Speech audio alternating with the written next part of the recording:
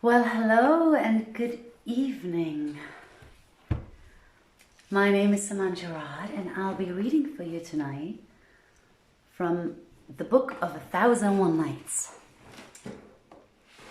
So tonight's topic is actually about power, the misuse of power, the exploitation of power. And when Joanna and I started to read the original stories of 1001 Nights nearly a year ago, in March, we were not familiar with these stories. We are still not familiar with these stories. We are learning about them as we go. And we have encountered in those stories bold and courageous women and men alike. Some stories are funny, some of them are quite sexual, some of them are very explicit in various ways, some brutal, some magical, some very romantic ones. And this one is more serious and brutal in a different way. What is it about? We are at the 327th night, and the story is called The Man of Yaman and His 6 Slave Girls. Yaman being Yemen. And the man of Yaman has 6 slave girls, and they are described, I'm quoting, one is fair, one is dark, one is fat, one is thin, one is yellow, and one is black. Now, all of them are fair-faced, and thank you for that. All of them are fair-faced, knowledgeable, and accomplished in the arts and in music, and they get along very, very well until, for some reason, the man of Yaman calls his 6 slaves and says that he's very well aware that they are all equal in knowledge and accomplishment. And therefore, he's asking them, because it is his desire, he's asking each slave girl to rise up, point her finger at another slave girl, praise herself while dispraising another slave girl. And when I started reading the story to prepare, I thought it's about female rivalry, but it's not. It's about slave women feeling powerless, and they say to hear is to obey because they fear for their life, right? Looking lovely. Oh, hi, Joanna. Thank you for the comment. Yeah, I did put on some makeup tonight. All right, so I will start now. Enjoy the reading. Brace yourself because it is quite tough. To me, it's definitely the saddest story of all so far, because anyone and the majority of the people in the world have encountered at some point in their lives some inhuman that would come to you and try to break your spirit by mocking or by devaluing your physical attributes, whatever they may be. All right, I said it, you're still here. Enjoy the reading. Now when it was the 337th night, she continued, it hath reached me, O auspicious king, that the yellow girl stood up and praised Almighty Allah and magnified his name.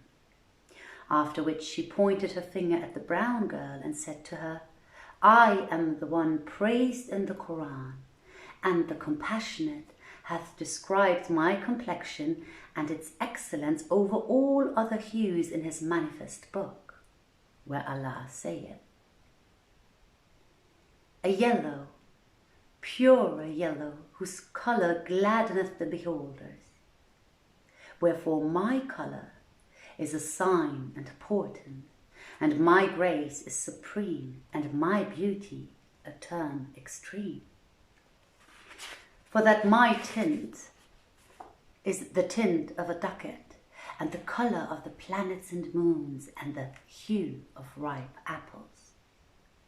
My fashion is the fashion of the fair, and the dye of saffron outvieth all other dyes. So my semblance is wondrous, and my colour marvellous. I am soft of body, and of high price, comprising all qualities of beauty.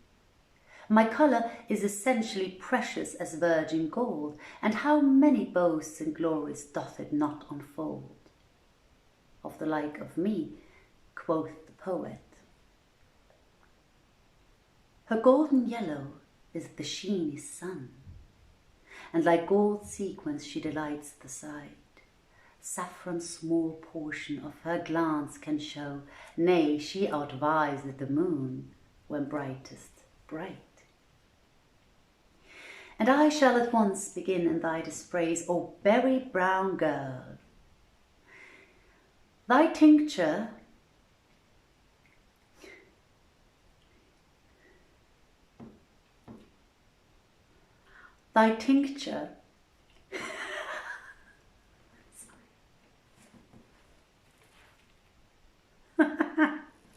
okay, it is funny. Thy tincture is that of the buffalo, and all souls shudder at thy sight. If thy colour be in any created thing, it is blamed. If it be in food, it is poisoned. For thy hue is the hue of the dung-fly. It is a mark of ugliness even in dogs, and among the colours it is one which strikes with amazement, and is of the signs of mourning. Never heard I of brown gold, or brown pearls, or brown gems. If thou enter the privy, thy colour changeth, and when thou comest out, thou addest ugliness to ugliness. Thou art a nondescript, neither black that thou mayst be recognized, nor white that thou mayst be described, and in thee there is no good quality, even as saith the poet. The hue of dusty motes is hers, that dull brown hue of hers is mouldy like the dust and mud by Cosset's foot upthrown. I never look upon her brow, even for eye-twinkling space, but in brown study fall I, and my thoughts take browner tone. Quoth her master, sit thee down, this much sufficeth. So she sat down and signed to the brunette. Now she was a model of beauty and loveliness, and symmetry and perfect grace, soft of skin, slim of shape, of stature rare and coal-black hair, with cheeks rosy pink, eyes black-rimmed by nature's hand, face fair and eloquent tongue, moreover slender-waisted and heavy-hipped. So she rose and said, Praise be to Allah, who hath created me neither leper white, nor bile yellow, nor charcoal black, but hath made my colour to be beloved of man of wit and wisdom. For all the poets extol berry brown maids in every tongue, and exalt their colour over all other colours. To brown of hue they say, praise is due, and Allah bless him who singeth, and in brunettes is mystery. Couldst thou but read it right, thy side would never dwell on others, be they red or white. Free-flowing conversation, amorous coquettishness, would teach Harun himself a mightier spell of magic might. And saith another poet, Give me brunettes so limber, lissom, lithe of sway, brunettes tall, slender, straight like Samha's nut brown lance, languid of eyelids and with silky down on either cheek, who fixed in lover's hard work to his life mischance. And yet another, Now by my life brown hue hath point of comeliness, leaves whiteness nowhere, and high over the moon takes place. But an of witness ought it borrowed self to deck, 'twould change its graces, and would pay for its disgrace. Not with his must undrunken, but his locks of musk, a wine inebriating all of human race. His charms are jealous each of each, and all desire to be the down that creepeth up his lovely face. And again another. Why not incline me to that show of silky down, on cheeks of dark brunette, like bamboo spiring brown? When us high rank in beauty poets sing, they say brown ant like specklet worn by nenuphar and crown. And see I sundry lovers tear out others' eyne, for the brown mole beneath that jetty pupil shone. Then why do censors blame me for one all a mole? Allah, I pray, demolish each molesting clown. My form is all grace, and my shape is built on heavy base. Kings desire my colour, with which all adore, rich and poor. I am pleasant, active, handsome, elegant, soft of skin, and prized for price. Eke I am perfect in seemlihead, and breeding and eloquence. My aspect is comely, and my tongue witty. My temper is bright, and my play a pretty sight. As for thee, thou art like unto a mallow growing about the luck gate, in hue sallow and streaked yellow, and made all of sulphur. Aroint thee, O copper worth of jaundiced sorrel, or rust of brass pot, O face of owly gloom, and fruit of the hell tree Zakum, whose bedfellow for heartbreak is buried in the tomb. And there is no good thing in thee, even as saith the poet of the like of thee.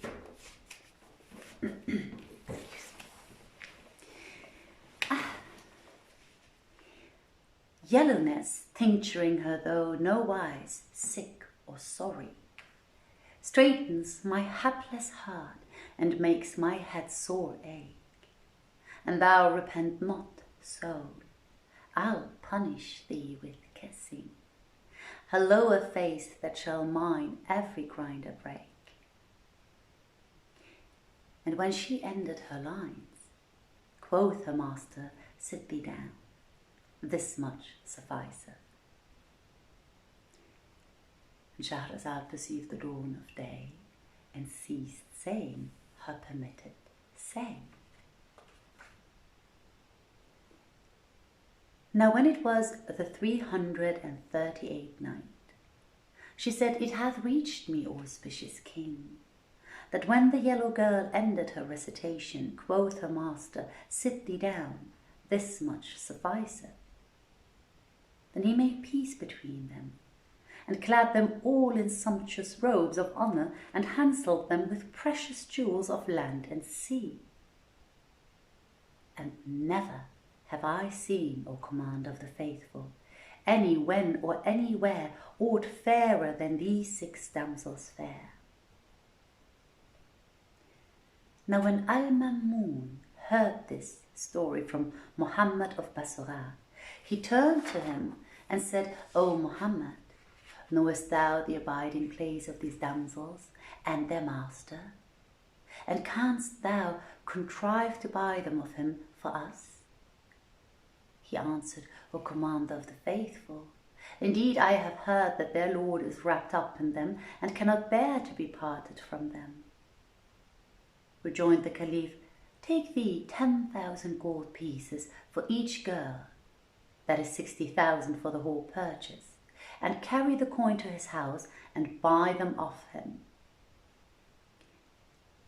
So Muhammad of Bassorah took the money, and betaking himself to the man of Al-Yaman, acquainted him with the wish of the Prince of True Believers. He consented to part with them at that price to pleasure the Caliph, and dispatched them to Al-Mamun, who assigned them an elegant abode, and therein used to sit with them as companions, marvelling at their beauty and loveliness, at the varied colours, and at the excellence of their conversation. Thus matters stood for many a day. But after a while, when the former owner could no longer bear to be parted from them, he sent a letter to the commander of the faithful, complaining to him of his own ardent love-longing for them, and containing, amongst other contents, these couplets.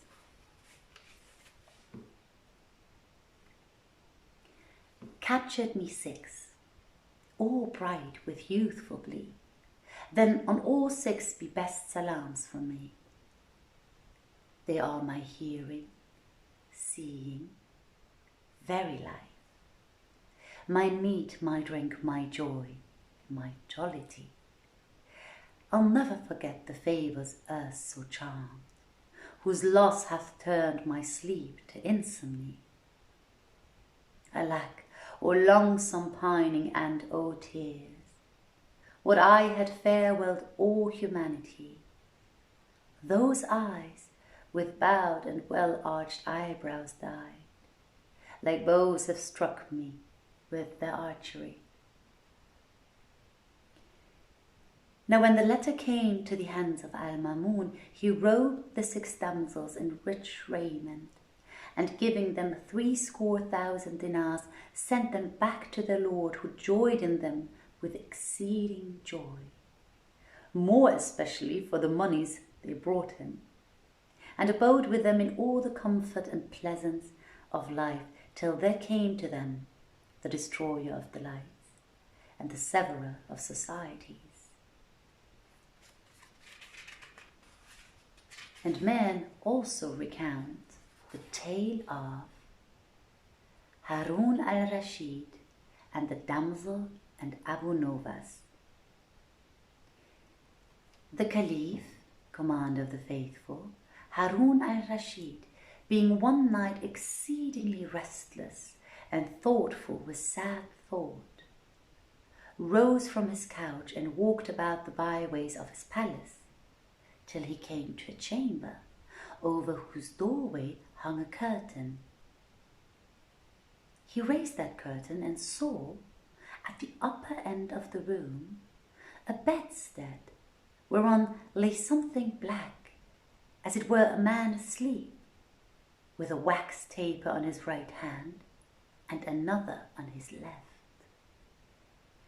And as the Caliph stood wondering at the sight, behold, he remarked a flagon full of old wine, whose mouth was covered by the cup. The Caliph wondered even more at this, saying, "How came this black by such wine service?" Then, drawing near the bedstead, he found that it was a girl lying asleep there, curtained by her hair. So he uncovered her face and saw that it was like the moon on the night of his fullness. So the Caliph filled himself a cup of wine and drank it to the roses of her cheeks, and feeling inclined to enjoy her, kissed a mole on her face, whereupon she started up from sleep and cried out, "O trusted of Allah, what may this be?" Replied he, "A guest who knocketh at thy door, hoping that thou wilt give him hospitality till the dawn." And she answered, "Even so, I will serve him with my hearing and my sight." So she brought forward the wine, and they drank together, after which she took the lute, and tuning the strings, preluded in 21 modes. Then, returning to the first, played a lively measure and sang these couplets. The tongue of love from heart bespeaks my sprite, telling I love thee with love infinite. I have an eye bears witness to my pain, and fluttering heart sore hurt my parting plight. I cannot hide the love that harms my life, tears ever roll and growth of pine I sight. I knew not what love was, ere loving thee, but the last destiny to all is died. And when her verses were ended, she said, O commander of the faithful, I have been wronged. And Shahrazad perceived the dawn of day and ceased to say her permitted say. Now when it was the 339th night, she said, It hath reached me, O auspicious king, that the damsel cried, O commander of the faithful, I have been wronged. Thy son bought me a while ago for 10,000 dirhams, meaning to give me to thee. But thy wife, the daughter of thine uncle, sent him the said price and bade him shut me up from thee in this chamber. Whereupon said the Caliph, Ask boon of me. And she, I ask thee to lie with me tomorrow night. Replied the Caliph, Inshallah. And leaving her, went away. Now as soon as it was morning, he repaired to his sitting room and called for Abu Nowas, but found him not, and sent his chamberlain to ask after him. The chamberlain found him in a tavern, pawned and pledged for a score of 1,000 dirhams, which he had spent on a certain beardless youth, and questioned him of his case. So he told him what had betided him with a comely boy, and how he had spent upon him 1,000 silver pieces. Whereupon quoth the chamberlain, Show him to me, and if he be worth this, thou art excused. He answered, Patience, and thou shalt see him presently. As they were talking together, up came the lad, clad in a white tunic, under which was another of red, and under this yet another black. Now when Abu Nowas saw him, he sighed a loud sigh and improvised these couplets. He showed himself in shirt of white, with eyes and eyelids languor dyed. Quoth I, Dost pass and greet me not, though were thy greeting a delight? Blessed he who cloth in rose thy cheeks, creates what wills he by his might. Quoth he, Leave prayed for sure, my lord, of works is wondrous infinite. My garments like my face and luck, all three are white on white on white. When the beardless one heard these words, he doffed the white tunic and appeared in the red. And when Abu Nowas saw him, he redoubled in expressions of admiration and repeated these couplets. He showed in garb anemone red, a foeman friend entitled. Quoth I, marvel that full moon, whose weed shames rose however red. Hath thy cheek stained it red, or hast dyed it in blood by lovers bled? Quoth he, Sol gave me this for shirt, when hasting down the west to bed. So garb and wine and hue of cheek, all three are red on red on red. And when the verses came to an end, the beardless one doffed the red tunic and stood in the black. And when Abu Nowas saw him, he redoubled in attention to him and versified in these couplets.